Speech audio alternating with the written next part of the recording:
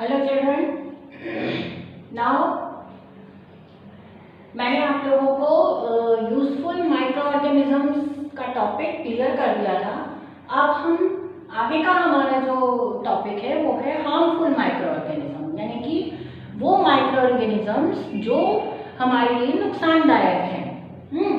चलिए, तो सबसे पहले इसमें यह है कि some of the microorganisms that causes diseases in human beings, plants and animals.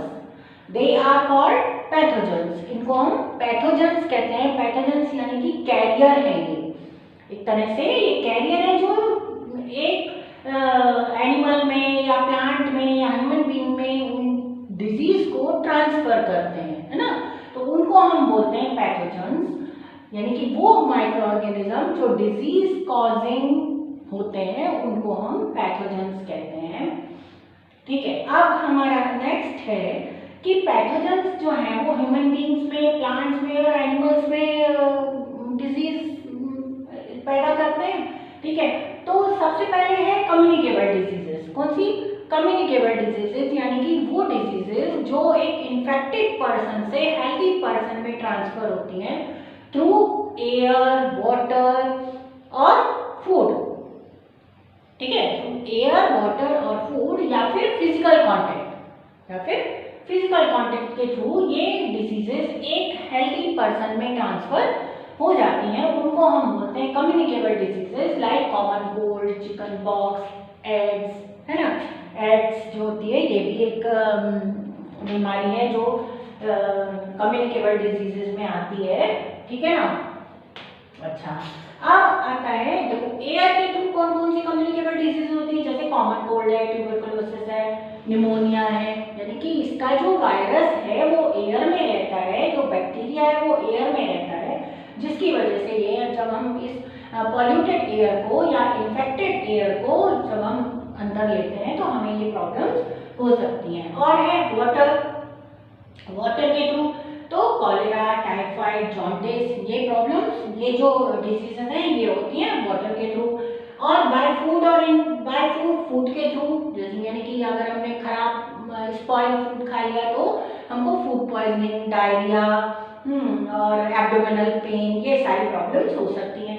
और इंसेक्ट्स के थ्रू प्रॉब्लम्स डिजीजेस होती हैं, लाइक जैसे हाउस फ्लाई है या मॉस्किटो है, इससे डिजीज होती हैं। आपको पता ही है मलेरिया, डेंगू, ये सब जो है वो मॉस्किटो के थ्रू होती हैं। और हाउस फ्लाई जो है वो अगर हमारे फूड पर आकर बैठती है, गंदी जगह से उड़ के फूड पर आकर बैठती है तो फूड को स्पॉइल करती है। और जब उस फूड को हम लेते हैं, स्पॉइल फूड को हम लेते हैं, तो हम बीमार हो सकते हैं। अब देखो, उसके बाद ये आपकी बुक में बहुत टेबल दिया हुआ है, पेज नंबर 25 पे 2.2 टेबल है, जिसमें वायरस से कौन कौन सी डिजीज होती हैं, बैक्टीरिया से, प्रोटोजोआ से, फंगाई से, ये सारा बताया है। ये आपको रीड करना है। उसके बाद आता है, अब एनिमल्स में आपने देखा होगा कि एनिमल्स में भी ये जो माइक्रो ऑर्गेनिजम्स हैं वो डिजीज के लिए रिस्पॉन्सिबल होते हैं। जैसे कि एनिमल्स में जो काव है, बफेलो है, उनको एंथ्रेक्स हो जाता है। और जो कैटल यानी काव, बफेलो है, उनको फुट और माउथ की डिजीजेस हो जाती हैं। और प्लांट्स में बहुत सारी डिजीजेस हो जाती हैं, जैसे कि सिट्रस कैंकर, रस्ट, स्मट, ये सारी प्रॉब्लम डिजीजेस हो जाती हैं। अब है micro organisms causes spoilage of food. वो माइक्रो ऑर्गेनिज्म जो फूड को स्पॉइल करते हैं, और फूड को स्पॉइल करने के बाद उस इन्फेक्टेड फूड को अगर हम खा लेते हैं तो हम भी बीमार हो सकते हैं। जैसे कि बैक्टीरिया, देखो जो फूड पॉइजनिंग के लिए रिस्पॉन्सिबल है वो है सैल्मोनेला और क्लॉस्ट्रीडियम। फंगाई जो है वो है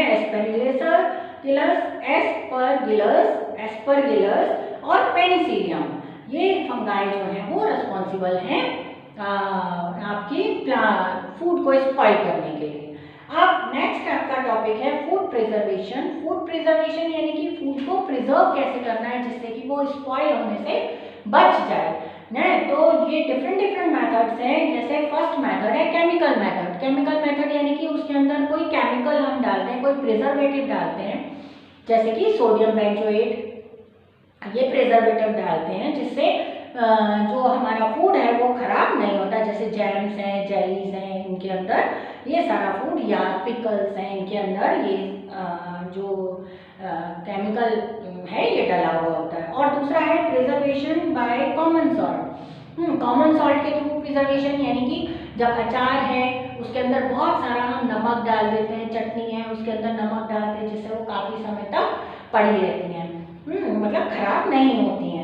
तो थर्ड मेथड है आपकी प्रिजर्वेशन बाय शुगर। शुगर जैसे मुरब्बा है, जैम्स हैं, जेलीज हैं, इनके अंदर ज़्यादा शुगर डाला जाता है जिससे वो प्रिजर्व रहती हैं। Preservation by oil and vinegar, as you know अचार में बहुत सारा ऑयल डलता है, विनेगर यानी डाला जाता है, सिरका। अब पैस्चराइजेशन क्या होता है? ये एक मेथड है जिसमें मिल्क को प्रिजर्व किया जाता है। मिल्क को पहले 70 डिग्री सेंटीग्रेड तक बहुत हीट कर लेते हैं। हीट करने के बाद जस्ट एकदम से उसको फिर ठंडा करते हैं 10 डिग्री सेंटीग्रेड तक, जिससे उसके अंदर जो हार्मफुल बैक्टीरिया है वो किल हो जाए और जो यूजफुल बैक्टीरिया है वो उसके अंदर प्रिजर्व रहें, और इस मेथड को हम कहते हैं पैस्चराइजेशन। इस तरीके से मिल्क को प्रिजर्व किया जाता है। नेक्स्ट है कूलिंग और फ्रीजिंग। एज यू नो कि ये फ्रूट्स और वेजिटेबल्स को हम लोग फ्रिज में रखते हैं बाय डिहाइड्रेशन। डिहाइड्रेशन यानी कि उसके अंदर जो मॉइस्चर है उसको सुखा लिया जाता है, धूप में रखा जाता है और उनको ड्राई किया जाता है जिससे जितना भी मॉइस्चर है वो सब खत्म हो जाए, और इस तरीके से प्रिजर्व किया जाता है फूड को। जैसे बहुत सारी वेजिटेबल्स हैं, पापड़ हैं, इनको प्रिजर्व किया जाता है ज़्यादा लंबे समय तक रखने के लिए। उसके बाद है नाइट्रोजन साइकिल। अब आपका नेक्स्ट टॉपिक है नाइट्रोजन साइकिल।